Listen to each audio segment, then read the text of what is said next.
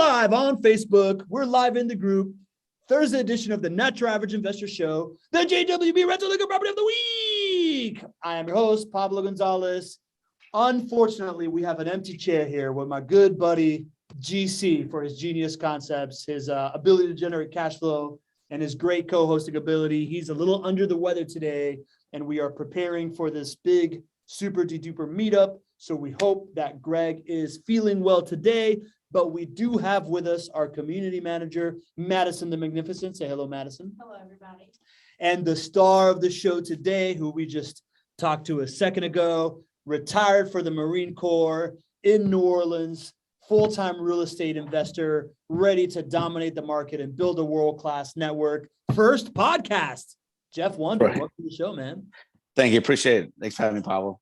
It is good to have you on, my friend. I'm excited to dive into your story and share kind of some of the things that we've been talking about with before here, some interesting stuff going on. And I want to welcome you if you are watching on YouTube, if you're listening on the podcast. We love spending time with you, but we'd love it if you went to nyais.com, join us live here, be part of this amazing community that we have, and get to be part of the roll call. Jeff, you ready for the roll call, man? I'm ready for the roll call. Let's go. We got Madison welcoming everybody in the chat. We got Lee Bishop, the MVP of the Natural Average Investor Show community, saying, good afternoon, everyone. Happy visit Jax Week to all JWB HQ. We got John Henning. Good afternoon, John Henning. We got Joanna Batista saying, hello, JWB team. We got Danny Davis in the house saying, howdy, Pablo. It's hot here in Germany, but not like in Jax. It is hot out there, boy. Bill Shields with his buenas tardes, amigos. Buenas tardes, Bill Shields. Good to have you. We got Jen Filson, the fairy godmother of the Natural Average Investor Show community, saying, hello, Pablo. Hello, JWB family. We got our regular Rosalind Riley saying, good morning from Marietta, California. We got Leo Faraganan. Faraganan saying good morning, all from Bay Area, California. Another rockin' show awaits. We got Nadeem Shah in the house. Hi, everyone. Good morning, good afternoon from Washington State. Nadeem, I heard you and Zach went to lunch or grabbed a drink recently. Just met Zach. We got Drew Barnhill, the ringmaster of the Natural Average Investor Show community, saying Semper Fi. Is it Semper Fi or Semper Fi? Semper Fi. Semper Fi. I apologize. I'm clearly not tough enough to be in the armed forces. Sorry.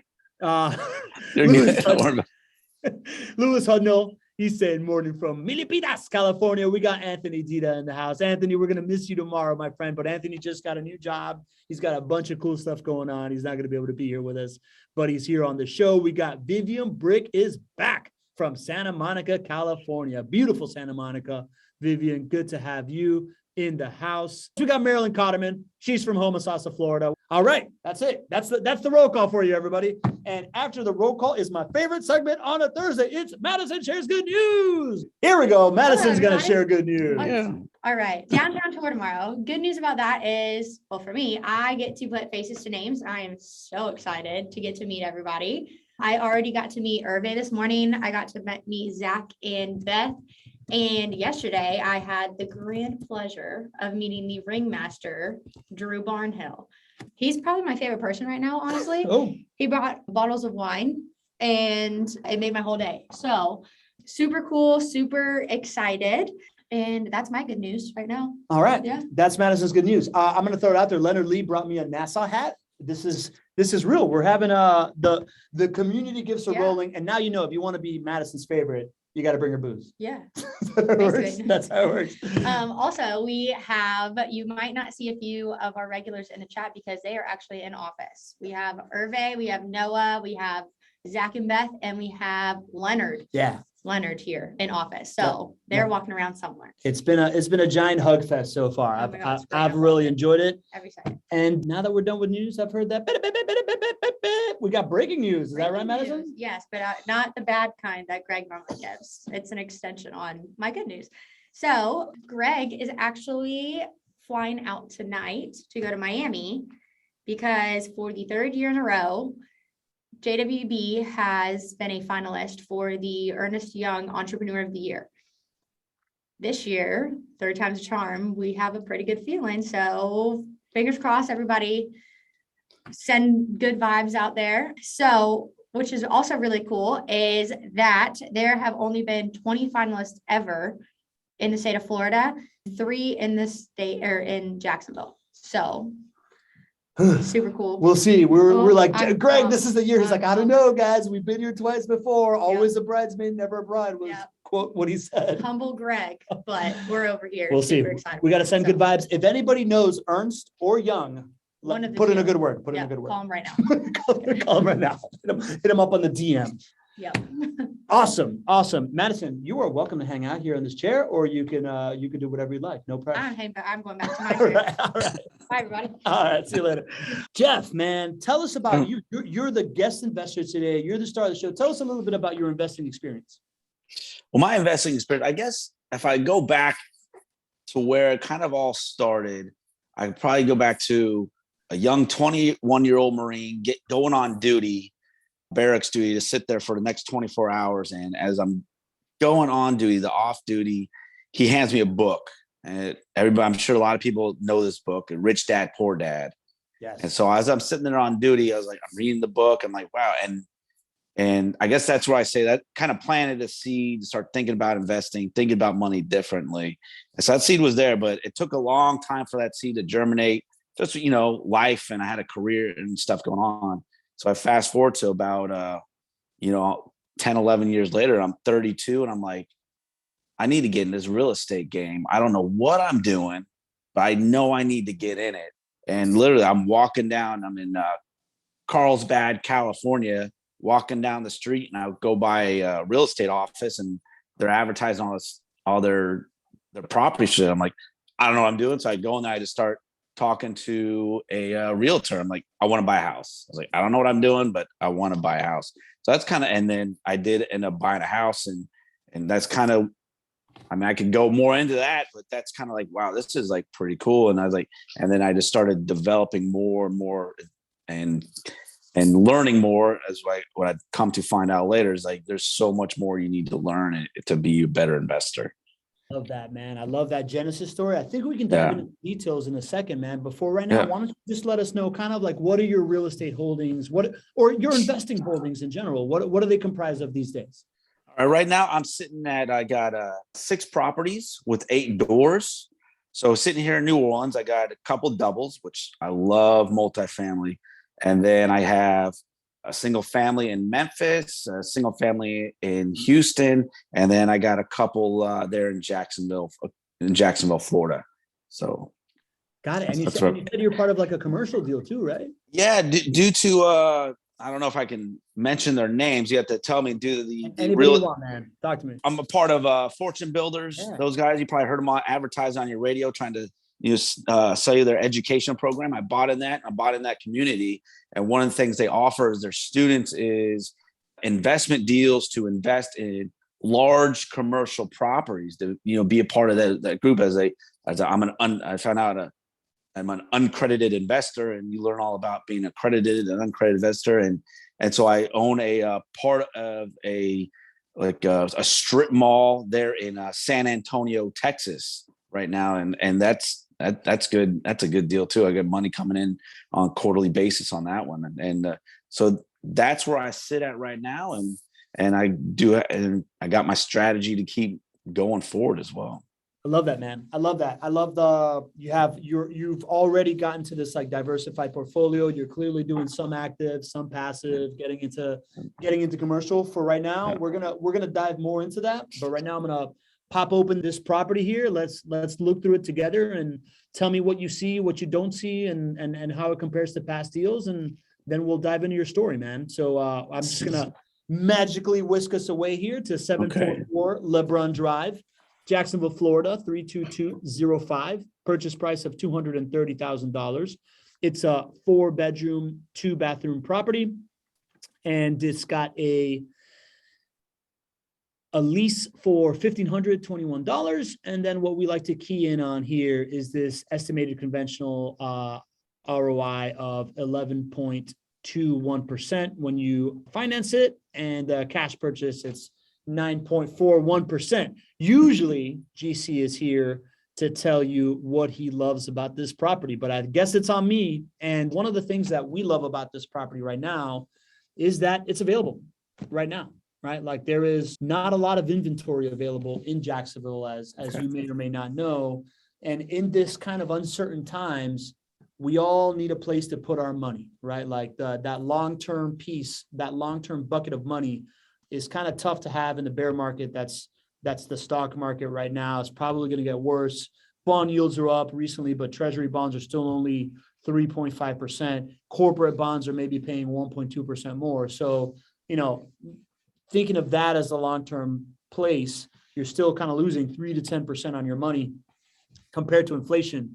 And if you're going to need to sell in the short term, you're going to take a loss because the Fed is only getting started raising interest rates. So this property has a $10,000, 392 buyer credit, which is cash in pocket day one, because it's under rented by $433 per month for the next 2 years. So JWB makes you whole on that piece and allows you to get back in. And that's what GC loves about this property. But, Jeff, why don't you tell me, man, as you're looking at this thing, is there anything that pops out here that makes you like this property, not like this property? Where does your eye go first when you are looking at these kinds of performance? First of all, I say I love these spreadsheets. These just make it so easy to analyze these properties, and I love getting these things, and they're fun because you can manipulate them too. But the first thing I always do, and I'm sure everybody does, the purchase price, because I got my window of what I can afford with what's in my budget. And so that's in me to where my eye goes. Okay, is because I'll be honest, right now I'm a below 200K guy, right? That's the cash I have on hand that I can go spend on a down payment. And if it's like this one, if it's more than 230, I'm like, it'd be nice, but let's go to the next property. So that's where my eye goes first on these things.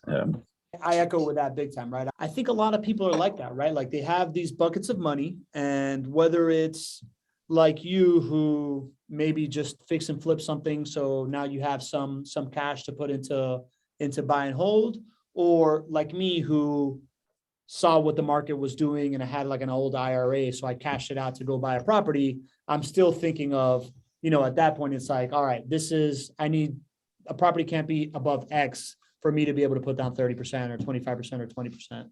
Right. So you're the first one that said that, right? This idea that you go first to the price, but that makes a ton of sense, man. Lee Bishop puts, Pablo, love that the spreadsheet changed to IRR, which is very impressive for conventional. Get away from the cash flow. And I know you cannot answer that right now, but is this property able to produce cash flow? I think I can answer that right now, Lee, because we can go to this analysis, conventional financing. And you pop this open and it looks like, let me see, where is it? Monthly cash flow. Yeah, it is just positive, right? Like it is right at that threshold of producing positive cash flow.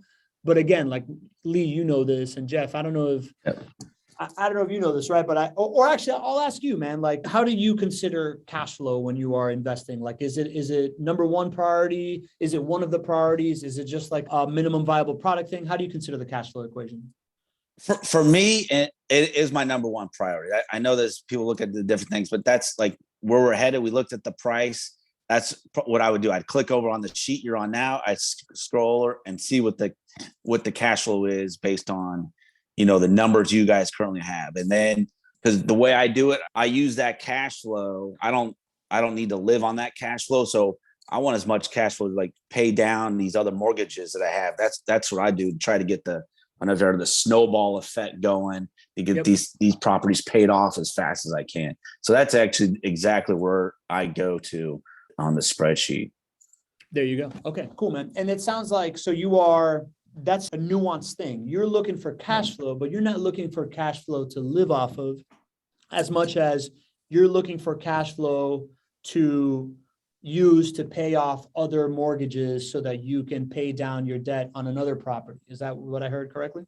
Yes. I mean, having a full-time career in the military, and then even though now I'm retired, I have a pension, I have that opportunity, where I'm not so dependent on, living off that cash flow. So but that's my goal, is to pay off that the debt on the other properties so I can free up, more, ability to get more mortgages to keep buying more and more properties.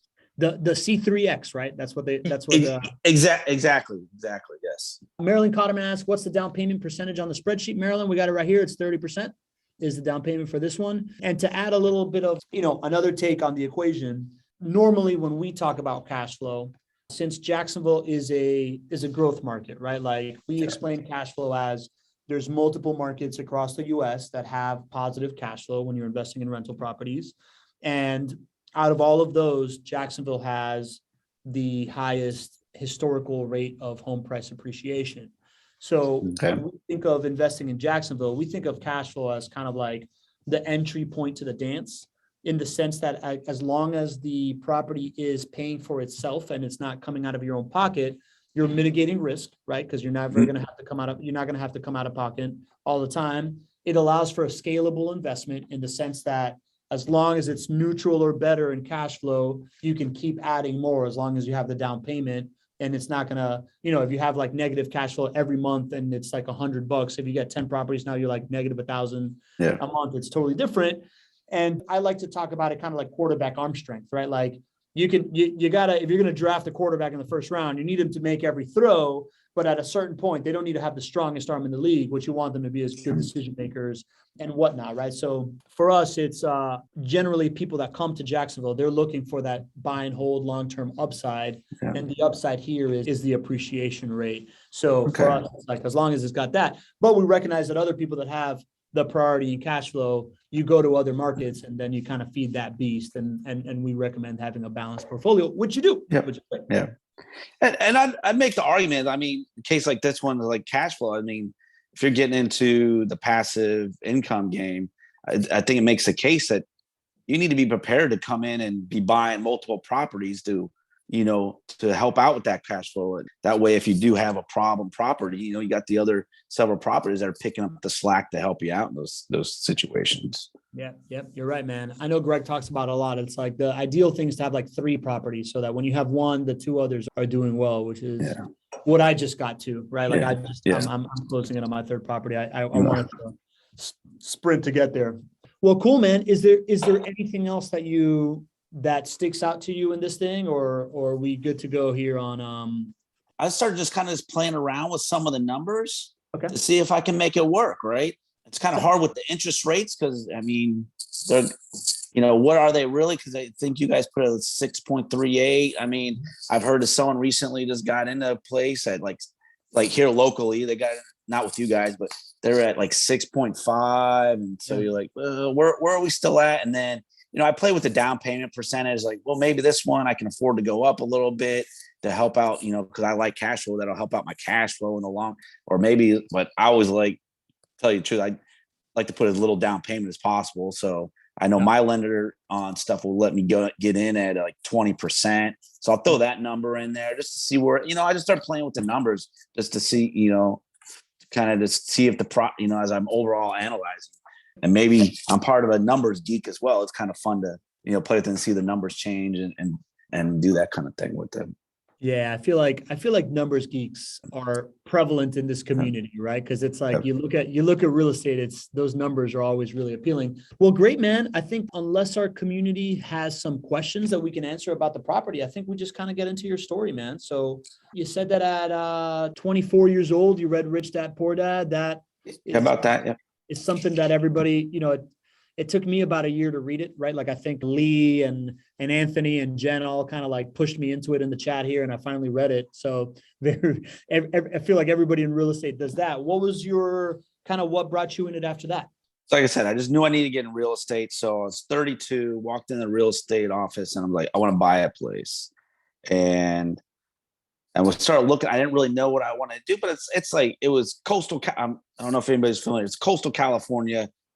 At that time, it's like you're really not going to lose out for the most part. So I found a condo eventually, and I got in there. My goal was I was going to hold on to it, right? I was going to get in there, do some little live-in renovations, and just hold on to it. Start my portfolio. So I think bought it for like $275, did about 20 grand with the renovations. Just make the numbers easy. I'm up to like I'm about 300,000 into the thing, and then I was moving because I got orders to move away from California, and I was like going to rent it out, but I don't know. I got all most people.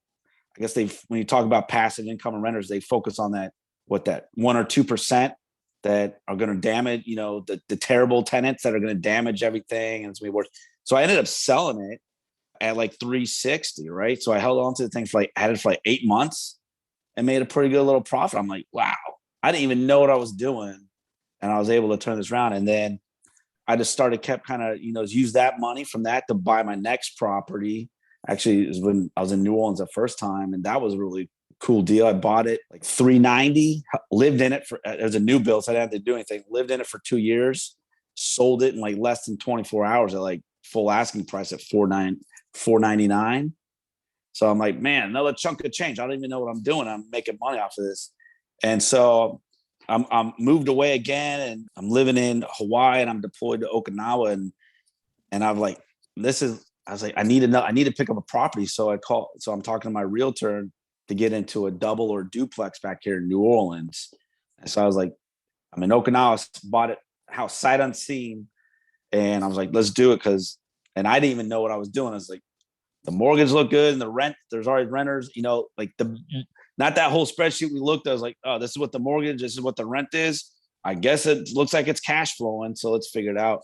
And that's where, after that, I lost a lot of money on that deal, because like what you have with the turnkey program that I didn't learn till a couple of years later is, I had tenants move out during the closing process or just skipped out of the rent. My property manager was, to be nice, terrible. And he didn't do anything, didn't do renovations that needed to be done, didn't follow with tenant, didn't get the place tenanted for like long time. I lost thousands and thousands of dollars, but the good news story, I was able to get it turned around. Now the thing's cash flowing. Now things making me money now. Nice. But it was a good event. I was happy, but I'm still sitting there in Hawaii, and I'm talking to one of my coworkers, and he's like, "Hey, what do you, I don't know how we just started talking about financial independence, finances. What do you do?" And that's where he was a part of Fortune Builders, and he started telling me what we're doing, and we really just had like a real frank conversation about how much money do you got, right? And I'm like, well, I got this, and he's like, holy cow, you should be buying like 2 properties a year. I'm like, who buys 2 properties a year? But that's kind of where I started educating myself, got involved with like Fortune Builders and getting educated. I was doing private lending, which I really love private lending. If you haven't done that yet, get into that if you can. And then, so I just started doing it. And then actually I bought my first turnkey property with one of your competitors, Memphis Invest, or now they're REI Invest. I actually bought that one sight unseen when I was deployed to Australia. And like I said, now I kind of use that. And then now I've bought a couple with them and a couple with JWB. I was like, I know for someone in the military, if you want to get into like investing, like the turnkey, the way you guys do it, it's so easy and it's so nice, because I could tell you my horror story where I was trying to figure it out myself. I lost thousands and thousands of dollars. If I see you like with your business, and you're coming out, you're getting money, on the first day you own the place. And it's really great. And so now, I'm not blubbering on too much, but now, so I just get involved. And now that I'm retired and I'm getting into my long-term strategy now is I'm going to do residential rehabilitations, flips. And as I take that money off these flips, I'm just going to keep buying more passive income properties and build my portfolio. So,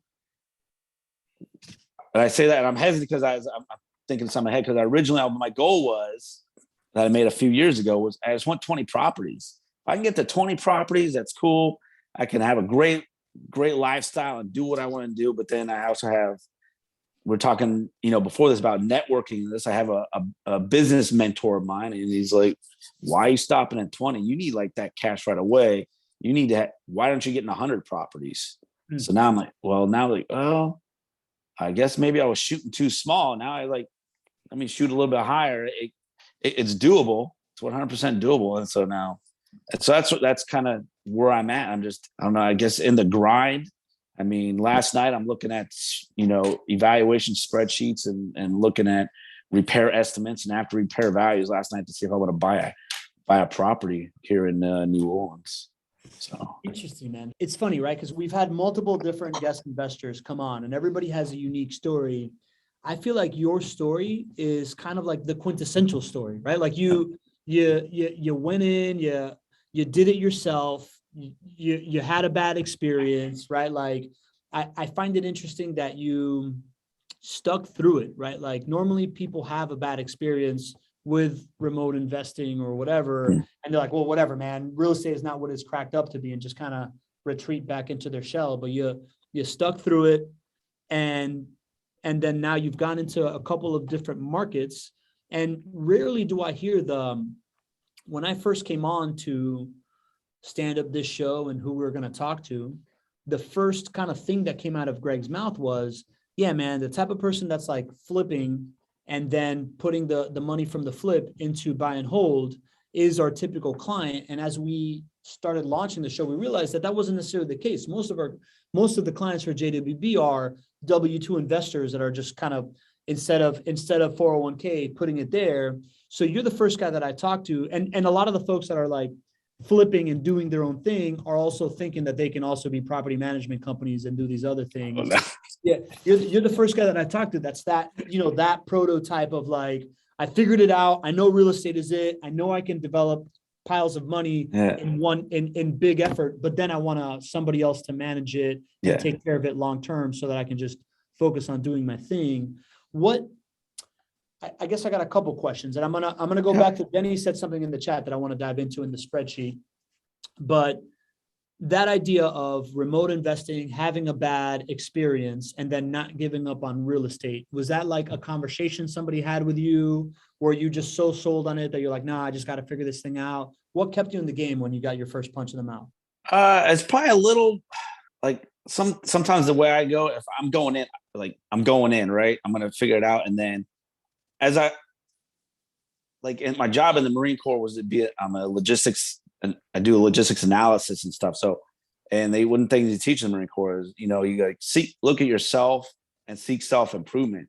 So I just kind of took a step back at what was going on with the situation, right? And just look back. I was like, I looked at myself, I was like, what did I do wrong here, right? And so I just looked at what I thought I was doing wrong and just started correcting it, right? With like the property manager, I was able to come back and find a good property manager, right? That was like the big thing. And I just wanted to stick it out because, like I said, like the stuff I'm reading books and I'm educating myself. I was like, I know this is the way to go, because I did have that little history. I had some good luck, and it was all luck before. Like I said in my story, I had a couple good turns of luck. So I was like, I know it's there. So maybe that's what it was. It's like, I know it can be. I just got to help. I just got to make myself a little bit better, make those two things meet. And then it's going to be on a rocket ship. Then we're gone. So that's kind of what it is. Yeah, that makes a lot of sense, man. And yeah, we talk about it all the time. This idea that the property manager is what's going to make or break your experience in the asset and what's going to keep going. Did that change your perspective on kind of how you view deals? Like, did you at some point were you viewing deals as like, oh, let me go find a property and then a team, and now you're looking for team then property or market then team or something like that? Has that changed for you? Well, I guess that question would have to be kind of like locally in New Orleans, I guess, because you guys already have the team set up. It's done deal, right? Yeah. But here in New Orleans, I do manage my own properties. Okay. And I'll shake my head at myself because I hate it. Because it was last year, last time we had a Mardi Gras or Fat Tuesday or something, I was getting a phone call because we had a frozen pipe burst, and I'm like, I have to go to take care of it. But anyway, so I think it's important to have a team put together first. I think it really is. I think it just makes it simpler. So because that's right. I mean, I could show you my spreadsheet of like all my teams that I got, people like in my network as for whether it's a pick your contractor, attorney, and actually I'm in the market. We're talking about I'm getting ready to buy or get involved with the property manager here in New Orleans. Even though I live here, I was like, I don't want to deal with it because I want to focus on other things. So I think it is. I said it's important to have your team, but at some point you don't want that to be stopping you from going. Always moving forward. Yeah. Interesting. Yeah. You can't be afraid of it. Inaction can't stop you, right? Like you're an action guy. That makes sense. Last question is, when you bought a couple first, REI Nation, what made you get into the Jacksonville market? Like why didn't you just keep buying in these other markets? To be blunt and honest, because REI Nation wasn't giving, they weren't, I was asking to buy another property. I was like, I need another property. And they just, I don't know if they didn't have anything that I wanted in the location I wanted, or at the price. They would just, and I don't want to say this talking back because I still do business. And actually I was talking to them earlier this week to buy another property. And actually I'm talking to JWB tomorrow to buy another try to buy a property with you guys tomorrow. But they just didn't have, I think it was they didn't have anything available. And then I knew JWB was there, and one of my mastermind groups, he uses me as a guinea pig for like REI Nation and JWB. So he's like, hey, don't forget about JWB over there. Go see what their system is like. So I was like, all right, let me call you guys. And you guys had multiple stuff available in my right price range. So I was like, boom. I was like, right, let's do this. I'm ready. I think JWB had to like slow me down, because I called you up and then I saw someone like, yeah, I want to buy 2 right now. They're like, you guys are like, whoa. You're a new customer and whatnot, and we're new to you. So let's just go through. Let's buy one first. Let's get a feel for each other, and then we'll move on. But yeah, so as soon as I closed on the first house, everything was good. It's like, all right, let me get into another house, and we got on a contract on a second house right away, pretty much. Funny, man. So that's another you're becoming like the story that we tell all the time, right? Because we talked a lot during 2021 about like there's a waiting list everywhere and we have homes, right? Yeah. And like how that would feel versus, so like you're the first person that has come on the show that's like, yeah, man, there was a waiting list somewhere else and I just wanted to buy a property. And then the other thing that we talk about is this idea that JWB has this, for new clients, most people are like, they have us slow you down and make sure that you understand this process. Yeah. I wonder how that feels, man. Did that rub you the wrong way at first? Did you find value in the fact that they were just like, whoa, let's make sure that this is for you, or did it piss you off? No, it did piss me off because I don't even remember who I was talking to at the time. The representative was good. They sold it as like a good thing. It's like I said, hey, let JWB get to know Jeff, and let Jeff get to know JWB. Let's make sure we're good. And it wasn't like JWB's like, oh, you want to buy 2? Well, if you're going to buy 2, let me sell you 4, right? Let me just get your money. It wasn't like, hey, we're just trying to sell you whatever we have, right away. So I like that it was sold to me as we're building a relationship. Now, I'm not just going in there and, you're trying to sell me a Red Bull off the shelf or something, Yeah. So yeah, that makes sense. Yeah. I mean, I hear about it.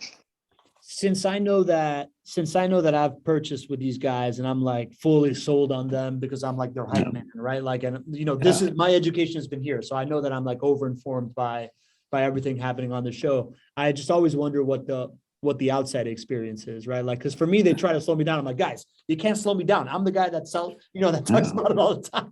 But they also slowed me down. And I was like, are you guys just doing this because, or how you do it? But that's a really interesting kind of like perspective that you have. I would love to, I want to jump into your portfolio that Gregg. Okay.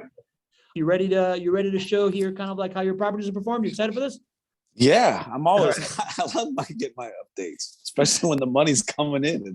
So here you are killing it in Waikiki. Here's your properties, right? So it looks like you bought one mid-2021, and then you bought right at the beginning of February 2022. Here's your purchase price. You financed both of these, like you said. You stayed true to this sub 200,000. Jeff, I know that JWB in the process, they like to start with your why. What was your why when they asked you that? My goal is I want to be able to just go and have the time to live the best life I can. I mean, in a nutshell, I was like, as I said, I retired from the military. I don't want to have a second career. I'm sure it's funny. I'm 41. I turned 42 in a couple of weeks here, and I'm retired. And I was like, man, I've put in a lot of time and effort into stuff. I want to go be able to enjoy it and having like passive income. I saw that as my opportunity to be able to go enjoy life and do what I want to do on my terms. I guess life design, if you want to say it. Love that, dude. Yeah. By the way, me too. Right? Like it's just like have options, be able to do the things that you want to do, right? Like, love that, man. Okay, so these are the two properties, pretty recently purchased here with JWB. Next is Gregg likes to put up the one that's performed the best so far. So looks like this one that you bought in 2021. So far, your lifetime ROI, not including appreciation.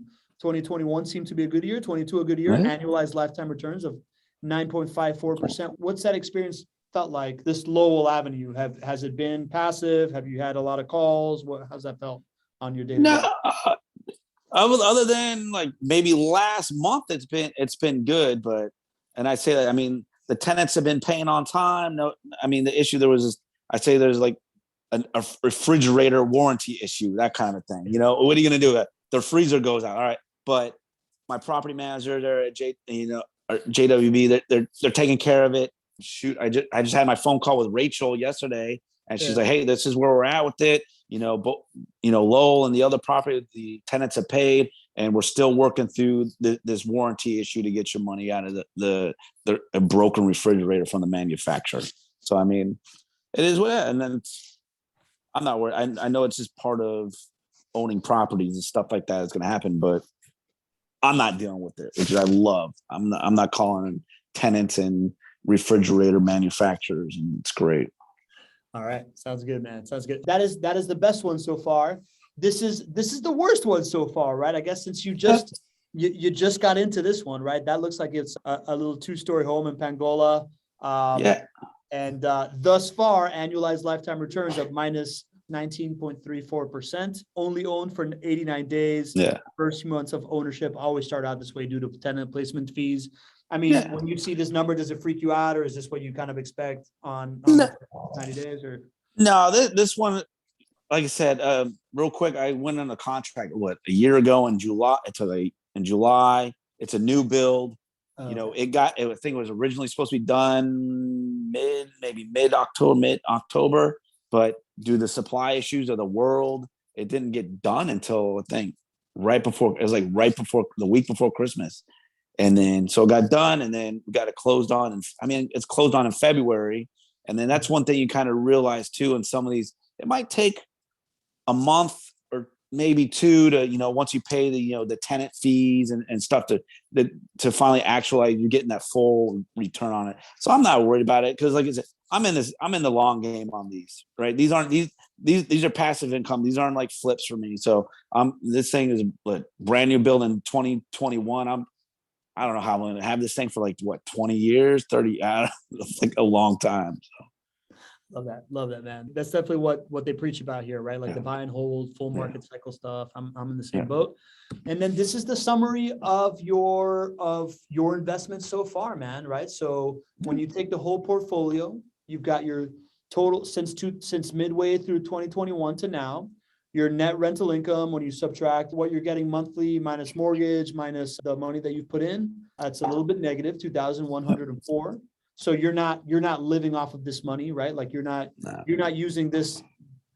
Are you getting positive rental in your pocket every month? Is this kind of like is this how it feels? Like, have you come out of pocket $2,000? No, I haven't. Okay.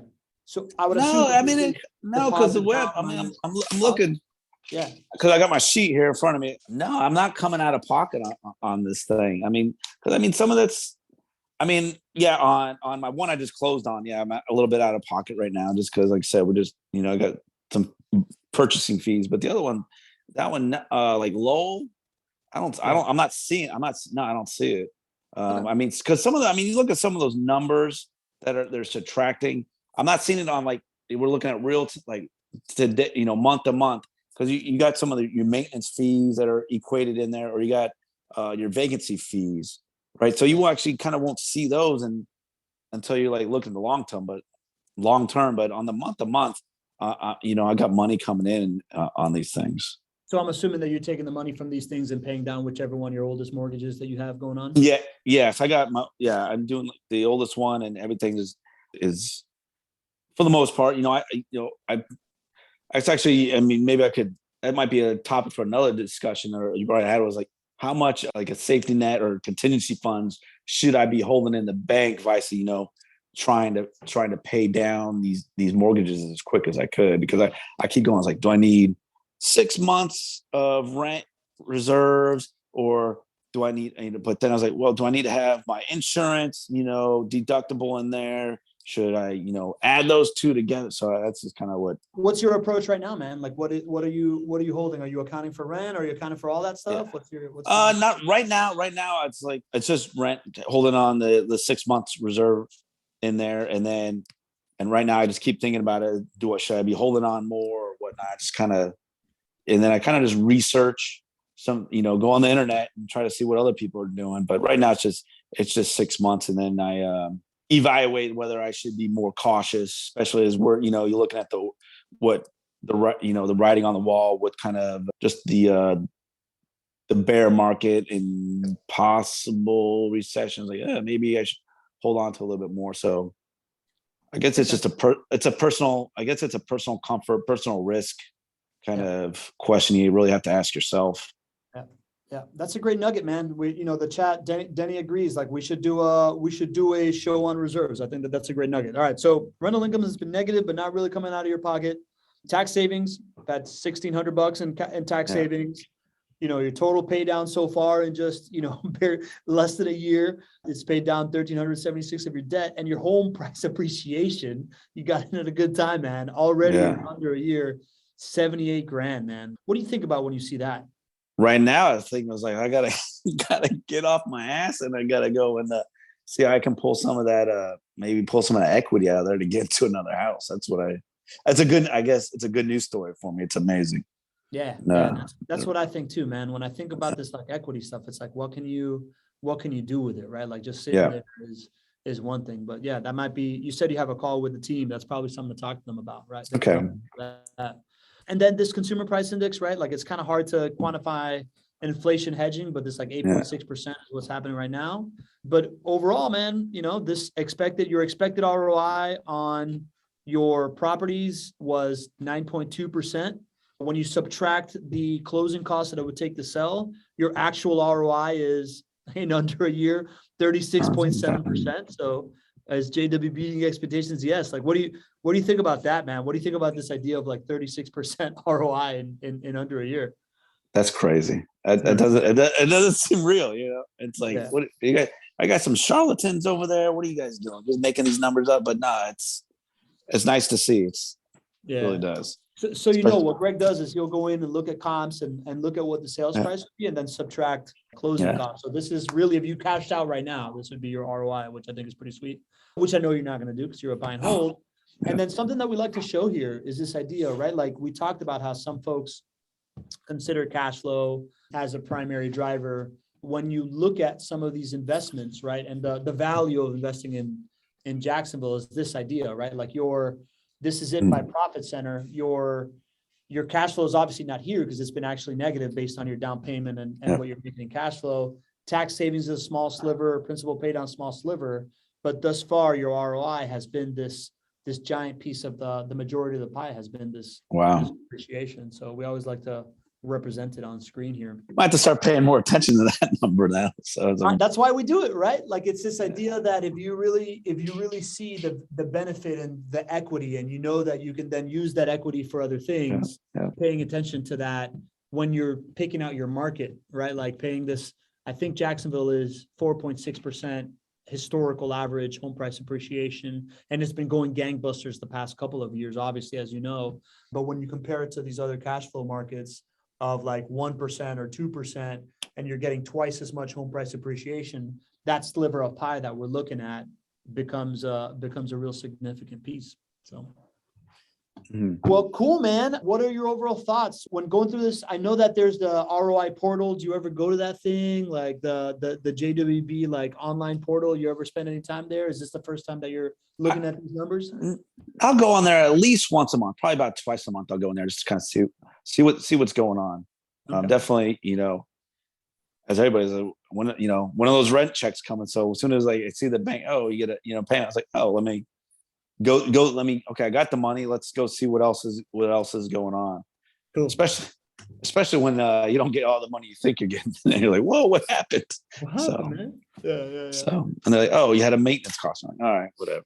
Okay. Maintenance Cool, man. happens. Well, I guess big takeaway. What's your people looking to invest in real estate, people that are, give like an overall piece of advice of your journey, something that you think people should know about?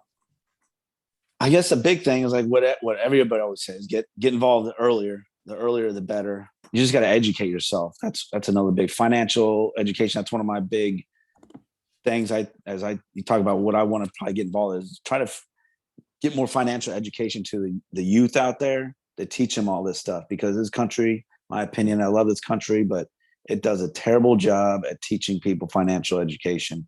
And I think that just makes so much stuff better. Let's see. Yeah. And then, I mean, you always say, I mean, everybody always, compares to what do you talk about the stock market, and you look at what it's doing right now, and you're just, what are you really holding on to, but with real estate, you got a physical asset, something that's going to appreciate. Someone's always going to need somewhere to live.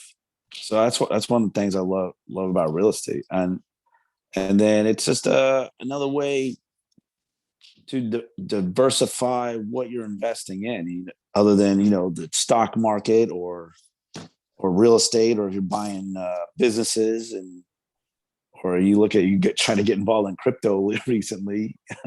So I'd say, and it's a fun community too, which I found out about as well. As I've been involved in JWB, really meeting you, Pablo. I'm involved in my local real estate investors associations and meet these people. And it's like a lot of people, they have really good mindset and a lot of good looking for the future and growth. And I was like, and where I'm at in my personal life, those are the kind of people I want to be around. People who are optimistic, even though everybody, you read the news and they're pending this bear market, a pending recession, inflation is like, in the real estate, we're like, hey, okay, that's what's going on. How do we solve that? How do our own little real estate, little bubble it's a bubble, but and our little, because it means different words in finance, right? Yeah, it means different words in finance. So let me do and our little community, our little real estate. How do we solve that problem? How do we protect ourselves from all the stuff that's going on in the rest of the world? So that's what I like about real estate. I love that, man. Thanks for shining a light on that, right? Because I totally agree.